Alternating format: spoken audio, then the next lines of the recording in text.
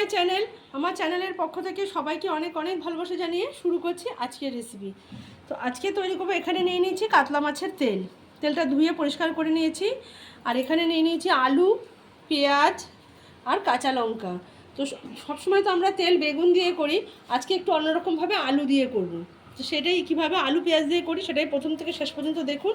আর please চ্যানেলটা subscribe করুন। মাছের তেলটা এবারে নুন হলুদ দিয়ে মেখে নিচ্ছি। আর সঙ্গে কিন্তু এই গলার পাশের দুই একটা মাছও আছে। মাছের তেলটা করার জন্য কড়াইতে দিয়ে দিয়েছি সর্ষের তেল।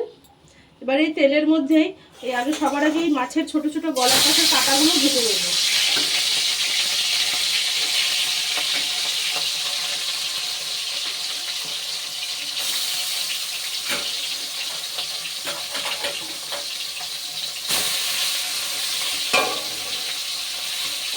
এগুলো যেহেতু মাছ তেলের সাথে হবে না, তাই একটু আলাদা করে ভেজে নিচ্ছি।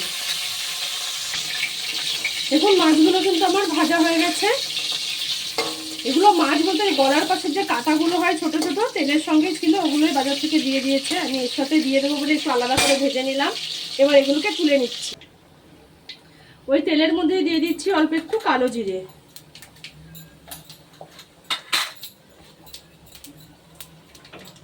মিহি করে কুচনো রসুন,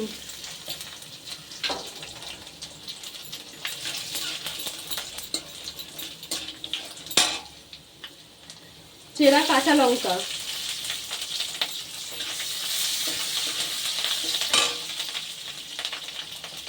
দুটো বড় সাইজের পেঁয়াজ কুচি,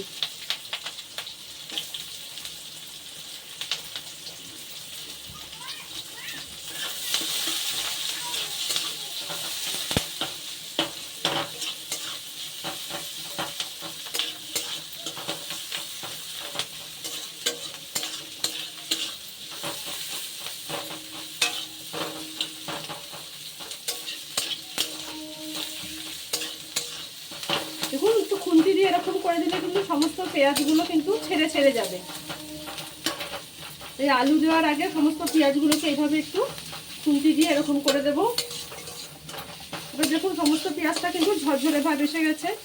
অল্প একটু তেলের মধ্যে রেখে নাড়াচাড়া করে নেবো এই মিনিট খানিক সময়। দেখুন পেঁয়াজগুলো কিন্তু ঠিক লালচে রং হয়নি, জাস্ট সামান্য আমি তেলের মধ্যে নেড়ে নিয়েছি। এবার এর মধ্যে দিয়ে দেবো কেটে রাখা আলু। এবারে আলু, পেঁয়াজ, কাঁচা লঙ্কা, রসুন দিয়ে এটাকে একটু ভাজা ভাজা করে নেব। পেঁয়াজগুলো কিন্তু বেশি ভাজলে আবার আলুর সাথে ভাজা হওয়ার সময় কিন্তু পুড়ে যেত, তাই জাস্ট তেলের মধ্যে ভালোভাবে নাড়াচাড়া করে নিয়েই আলুটা কিন্তু দিয়ে দিতে হবে।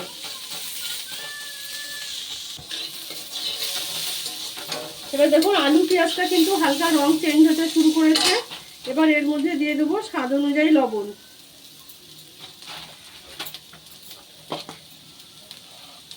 হলুদ গুঁড়ো,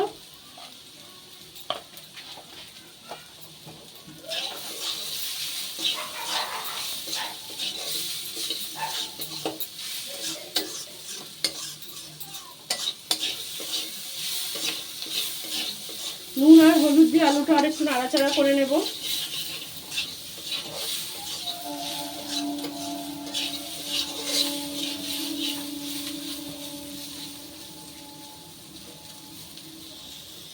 দেখুন এখানে কিন্তু আমি আলু ভাজার মধ্যে খুব বেশি তেল দিইনি, যেহেতু তেল থেকে কিন্তু পরে অনেকটাই তেল বেরোবে। এভাবে আলুটা কিন্তু কম তেলে হালকা হালকা করে ভেজে নিতে হবে। আলু দিয়েও আরও 1 মিনিট 1.5 মিনিট মতো নাড়াচাড়া করে নিয়েছি। এবার কিন্তু এর মধ্যে দিয়ে দেবো মাছের তেলটা। যে তেলটা ধুয়ে পরিষ্কার করে রেখেছিলাম সেই তেলটা দিয়ে দিলাম। কেন তেলটা দিয়ে আর একটু ভাজবো, ততক্ষণে আলুটাও কিন্তু ভালো লাল লাল হয়ে যাবে।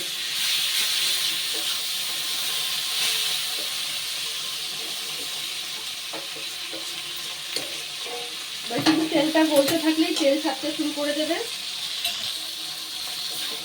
দেখুন তেলটা দেওয়ার সঙ্গে সঙ্গে কিন্তু তেলটা গলতে শুরু করে দিয়েছে। এবার এর মধ্যে দিয়ে দেবো ঝালের জন্য একটু শুকনো লঙ্কার গুঁড়ো। আপনারা যদি খেতে পছন্দ না করেন এখানে কিন্তু এটা নাও দিতে পারেন, কাঁচা লঙ্কা দিয়েও করতে পারেন, কিন্তু শুকনো লঙ্কাটা দিলে খেতে ভালো হবে। আর দিয়ে দেবো অল্প একটু জিরের গুঁড়ো।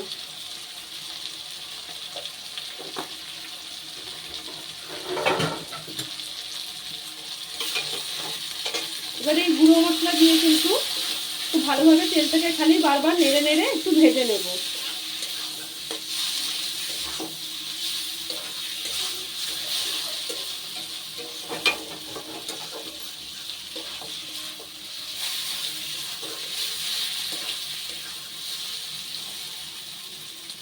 তেলগুলো ছোট ছোট করার জন্য এই যে খুন্তি দিয়ে এইভাবে কেটে দেবো। আপনারা চাইলে আগেও সেটা বটি দিয়ে বা চাকু দিয়ে করে নিতে পারেন। আমি এখানে কাটি নিয়ে এখন কেটে কেটে দেবো। এই যে দেখুন সুন্দর খুন্তি দিয়ে এইভাবে হয়ে যাবে।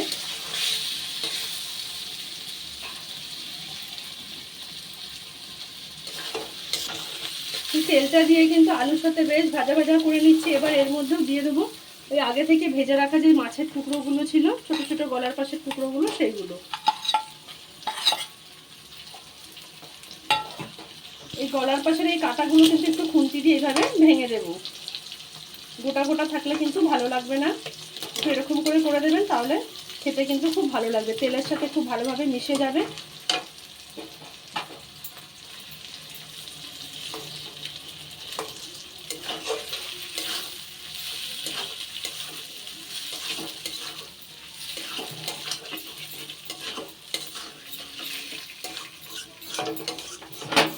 এবার এটাকে একটু মিডিয়াম আছে একটু সময় ধরে ভালোভাবে একটু ভাজা ভাজা করে নেব। দেখুন আমার কিন্তু মাছের তেলটা সম্পূর্ণ রান্না হয়ে গেছে। এবার এর মধ্যে আমি দিয়ে দেবো অল্প একটু ধনেপাতা কুচি। এই ধনেপাতা কুচি দেওয়ার একটাই কারণ, অনেকে কিন্তু মাছের তেলটা একটা গন্ধ থাকে, সেই কারণে খেতে পারেন না। তাই এই ধনেপাতা কুচি কিন্তু দিয়ে দিলে ধনেপাতার যে গন্ধটা আছে সেটা কিন্তু অনেকটাই মাছের তেলের গন্ধকে মানে প্রশমিত করবে, খেতে কোনো অসুবিধা হবে না। আপনারা চাইলে ধনেপাতা কিন্তু দিতেও পারেন, আবার নাও দিতে পারেন। এবার গ্যাসের আগুনটা বন্ধ করে পরিবেশন করে নেব। তৈরি হয়ে গেছে আমার আলু পেঁয়াজ দিয়ে মাছের তেলের চচ্চড়ি। তো এরকম মাছের তেলের চচ্চড়ি কিন্তু গরম গরম ভাতের সাথে পরিবেশন করুন, অসাধারণ খেতে হবে। একবার করে দেখুন। বারবার তো আমরা বেগুন দিয়ে খাই, আলু পেঁয়াজ দিয়েও কিন্তু খুব সুন্দর টেস্ট হয়। অনেকেরই বেগুনে অ্যালার্জি থাকে, তারাও খেতে পারে না। তো এইভাবে বানান। আর প্লিজ চ্যানেলটা সাবস্ক্রাইব করুন, লাইক শেয়ার কমেন্ট করে পাশে থাকবেন। সকলকে অনেক ধন্যবাদ।